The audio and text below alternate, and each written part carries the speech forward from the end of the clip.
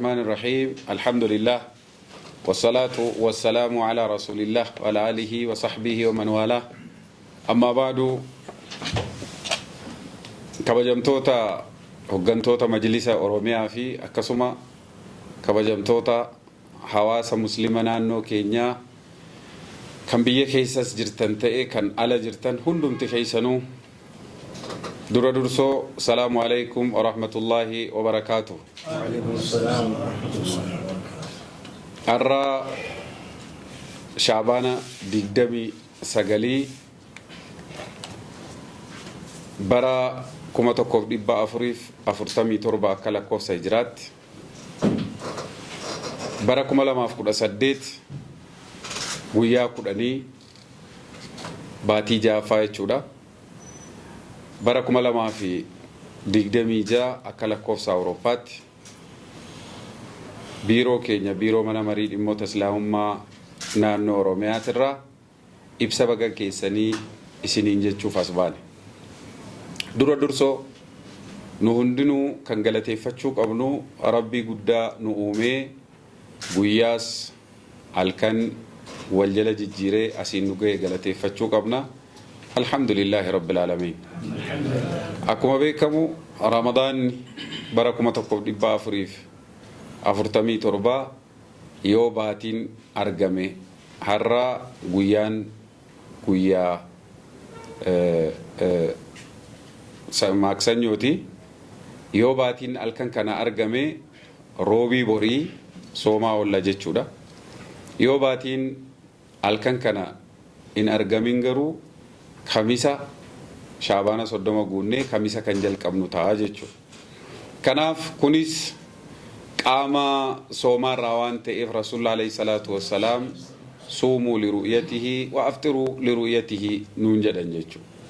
Baatii argaatii sooma jalqaba baatii yeroo argitan immoo sooma hiikaa jedhan jechuudha. Baatii Ramadaanaa gaafa argine sooma jalqabnaa gaafa baatii Shawwaal argine immoo sooma ni hiiknaa jechuudha. Kana keessatti ergaa gurguddaa hadiisni kun qabu lamaa yeroo hiikan hadiisni kun dirqama of keessaa qaba. Maali? Ajaja of keessaa qaba jechuudha. Soomaa jechuutu keessa jira. Argaa soomaa jechuutu keessa jira.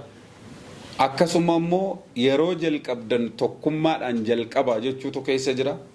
Yeroo xumurtanus tokkummaadhaan xumuraa jechuutu keessa jira.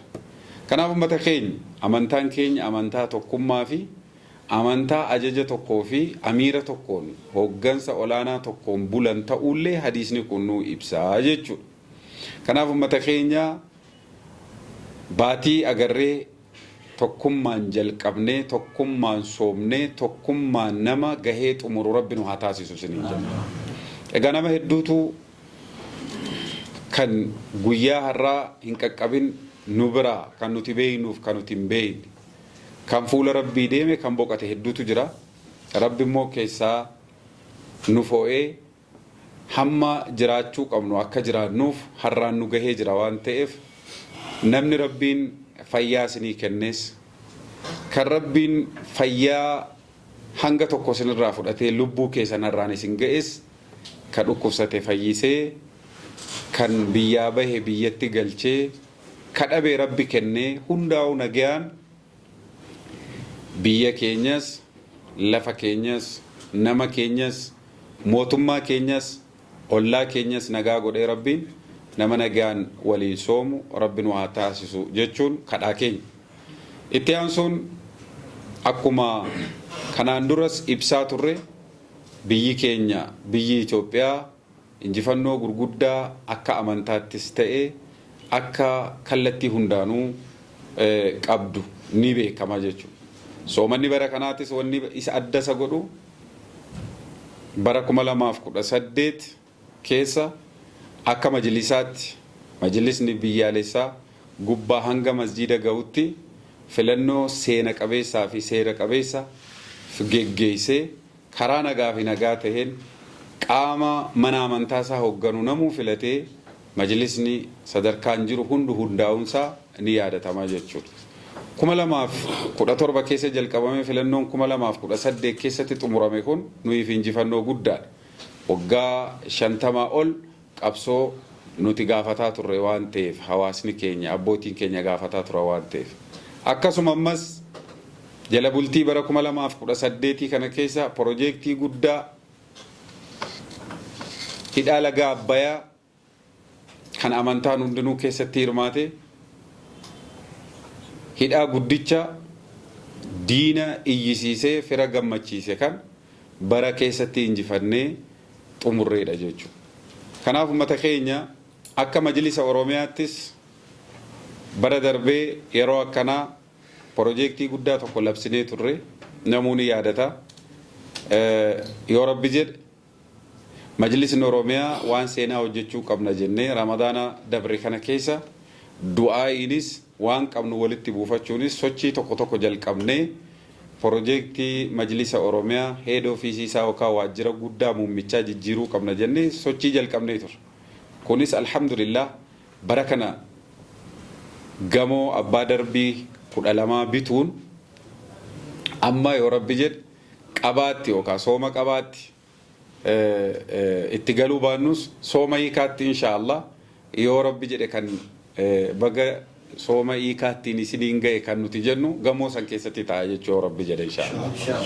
Kanaaf kun ummata naannoo keenyaatiif ummata misooma jaallatuuf injifannoo guddaadha.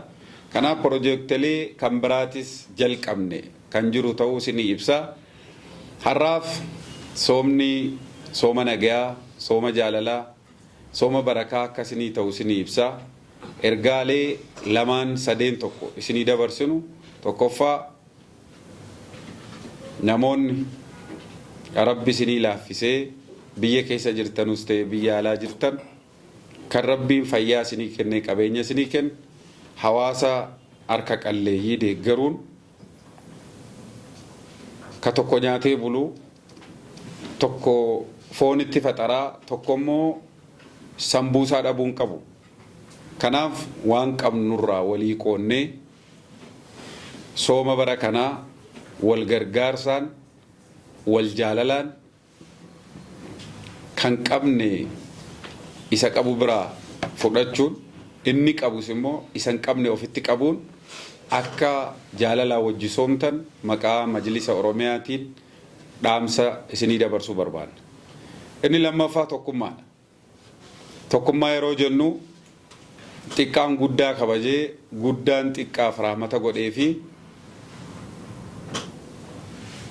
beekaan ulamaan hayyoonni imaamonni manguddoonni saffii awwalaarra ta'anii amata guutuu da'awaaf du'aayii godhaa turan sun kabajamanii dargaggoon hayyoonni namoonni humna qabdan immoo naannoo masjidaa qulqulleessuun karaa namni irra deemee daandii masjidaa geessu san qulqulleessuun hawataa gochuun naannoo masjidaa dabalataanis qaama miidhamaatu jira manguddoo dadhabaa jira dubartii ijoolleetu gara masjidaatti deemu waan ta'eef akka namni walirra hin ejjenne rakkoo tokko walirratti hin finne koreen dhimma kanaaf filatamtan naannoo masjidaatti filatamtan hundi sirna amantaan keenya nu ajaju sana kabachiisuun ulaagaa amantaan keenya nu kaa'u sana eeggachuun soomni bara kanaa sooma tokkummaa akka ta'u ka ummanni keenya isa durii caalaa tokkummaa isaa keessatti mul'ise akka ta'u ergaa isinii dabarsuu barbaanna. Inni sadaffaa du'aa'iidha. Akkuma beekamu wanni nuti soomnuuf Rabbii walii walitti dhiyaachuuf la'allakum tattaquuna jedha Rabbi. Akka sodaa koo argattanuufi jedha. Kanaaf Rabbitti dhiyaachuuf immoo akka Rabbi nurraa qeebalu namni hundi soomeef irraan qeebalamu haa ta'u garuu yoo Rabbi namarraa qeebale immoo sooma caalaa mindaa wanti nama argamsiisu hin jiru waan ta'eef soomni kooti jedha Rabbiin hadiis al-Qursii keessatti rasuulli yeroo nu himan alayhi salaatu wassalaam. Kanaaf fedhii lubbuu dhiifnee nyaata dhugaatii irraa akkuma dhiifne gara rabbiitti dhiyaachuuf akka rabbi nurraa qeebalus du'aa'ii jabeessuun du'aa yeroo jennu nuti warra sin dura jiruufis du'aa'ii nu kadhaa ofiifis du'aa'ii kadhadhaa biyya keenyaafis du'aa'ii kadhadhaa mootummaa keenyaaf sirriitti du'aa'ii kadhachuun barbaachisaadha. Mootummaan jijjiiramaa amma jiru kun akkuma argitan akkuma fira danuu qabu diinnis jira keessaa fi ala.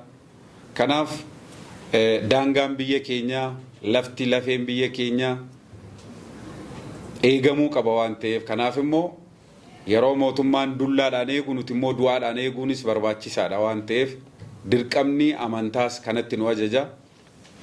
Imaamu Ahmad rahimahullah waggaa 1350 dura ergaa isaan dabarsaniin du'aa'ii qeebalamtu utuu rabbi naa kenne jalqaba warra nu bulchuuf hin kadhadhaa jedha waan ta'eef nutis qunuutii halkan kadhatamu keessatti diina biyya keenyaa akka rabbi nurraa cabsu akkasuma fira keessaa fi alaa misoomaaf nageenya Itoophiyaa hawwu immoo akka rabbiin humna ta'uufitti keessaa mootummaa keenyaaf injifannoo olaanaa akka rabbi kennuuf nulleen nagaya nu godhee warra wal qabatee laga ce'u akka rabbi nu taasisu du'aa'ii akka gootan jechuu ergaa isinii dabarsuun barbaada. Ani gama kootiin ergaan xumuraa ergaa misoomaati. Majlisni Oromiyaa misooma gurguddaa jalqabee itti fufsiisa. Kanaaf barreen gaddaa Ramadaana furnan duraa keessa godinaalee hundarrattuu koreen hojii raawwachiiftuu gadi bu'anii sochii godhaa turani. Bara kanas sochiin kun inshaallah itti fufa. Sochiin bara kanaatiif ka bara darbee garuu ka wal adda isa godhu inni bara kanaa injifannoo irratti injifannoo galmeessuuf gadi buuna malee zeeroo irraa ka'uufii miti. Inni lammataa leenjii hoggansaa fi kan faayinaansii dabalatee dandeettii hoggansaa cimsu kan yeroo darbe jalqabame sunis kan itti fufu ta'ee akka itti fufu hoggantoonni majlisaa sadarkaa Oromiyaan jiran sadarkaa aanaatti gadi bu'u waan ta'eef achumaan akka simattanulleen ergaa isinii dabarsuu barbaada. Waan nu dhaggeeffattaniif galatooma. Iidiidhaan rabbiin nagaadhaan nu haa ga'u. Kan dhukkubsate fayyisee kan beela'e rabbiin quufsee kan biyyaa ba'e biyyatti galchee maatii faca'ee rabbi tokko godhee jaalalaan soomni tokkummaadhaan nama sooma kana soomanii xumuruu rabbi nu haa taasisu isiniin jedha. Hoggantoonni hafan carraa badaa qabu waan ta'eef dursaa taanaan pirezidaantii Sheekh Muhammad Nuur ergaa hafee yoo jiraate akkatti dabalan asumaan ergaa dabarsuun barbaada. Hazaa billaahi tawfiiq. Wassalaamu alaikum warahmatullahi wabarakaatuh.